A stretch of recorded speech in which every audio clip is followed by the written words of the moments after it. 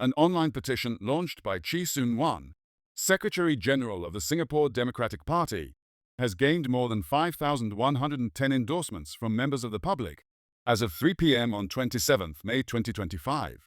The petition, which calls for wide-ranging electoral reforms, was unveiled during a press conference on 18 May.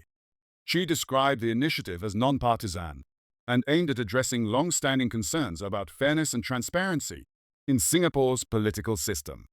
These are foundational principles of good governance and democratic integrity, he said. Hosted on change.org, the petition outlines 6 major proposals for reform. Chief among them is the removal of the Elections Department from the Prime Minister's office, intended to ensure impartial oversight of electoral processes. Another key proposal is the abolition of the group representation constituency system, which the SDP argues facilitates gerrymandering and disadvantages opposition candidates. The petition also calls for a minimum campaign period of 3 weeks to give voters ample time to evaluate party platforms and candidates' policies. Additionally, it proposes a mandatory 6-month buffer between the release of new electoral boundaries and the dissolution of Parliament.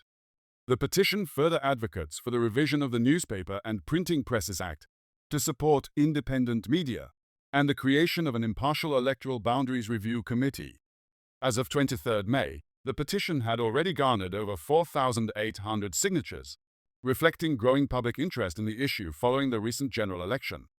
During the 18 May press conference, Chee sharply criticized the conduct of the 2025 general election.